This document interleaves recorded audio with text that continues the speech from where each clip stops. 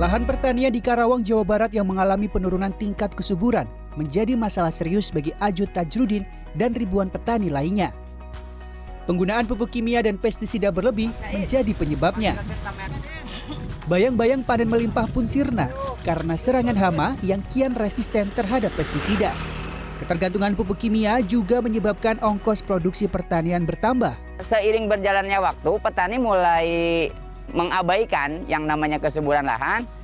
Jadi saat ini kondisi tanah mayoritas di Karawang itu dangkal, ya.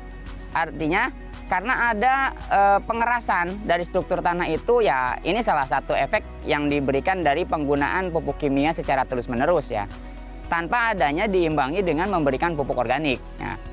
Bahan aktif yang terkandung dalam pupuk kimia tak bisa 100% terserap tanaman. Residu yang tertinggal jika terkena air akan mengikat tanah seperti lem, sehingga tanah akan menjadi keras dan sulit ditanami.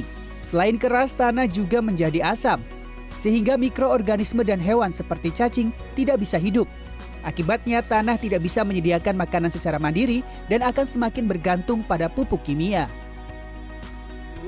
Menurut Guru Besar Ilmu Tanah dan Sumber Daya Lahan Institut Pertanian Bogor, Profesor Widiatmaka, kondisi demikian merupakan warisan dari revolusi hijau era Orde Baru.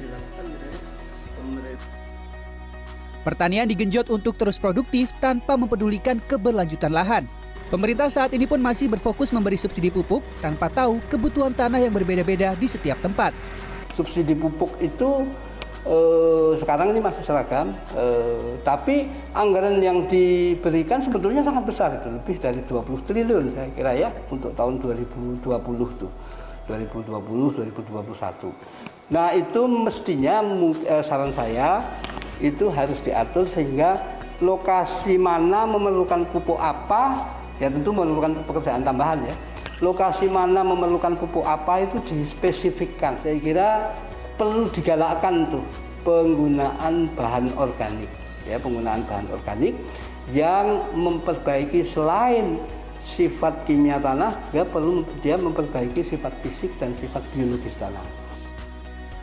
Menyadari bahaya bahan kimia terhadap keberlanjutan lahan, kini Ajud mulai merintis pertanian organik.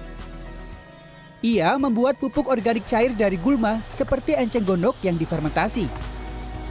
Ajud juga menambahkan kompos dari kotoran ternak, arang jerami, dan tumbuh-tumbuhan yang ditimbun beberapa hari. Saya bergerak di pertanian organik ini pertama adalah untuk masa kini dan untuk masa depan. Untuk masa kini, saya ingin meningkatkan RC rasio dalam usaha tani, dalam artian get the loss rupiah, karena banyak rupiah kita yang hilang, profitas menurun, karena memang bersumber dari kesuburan tanah yang tidak bagus.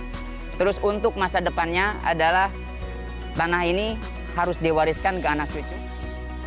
Selain menggalakkan pertanian organik, pertanian presisi berdasarkan data kebutuhan tanah yang berbeda-beda di setiap daerah juga mendesak dilakukan agar subsidi pupuk tak salah sasaran dan berakhir pada penurunan kesuburan lahan dan hasil panen.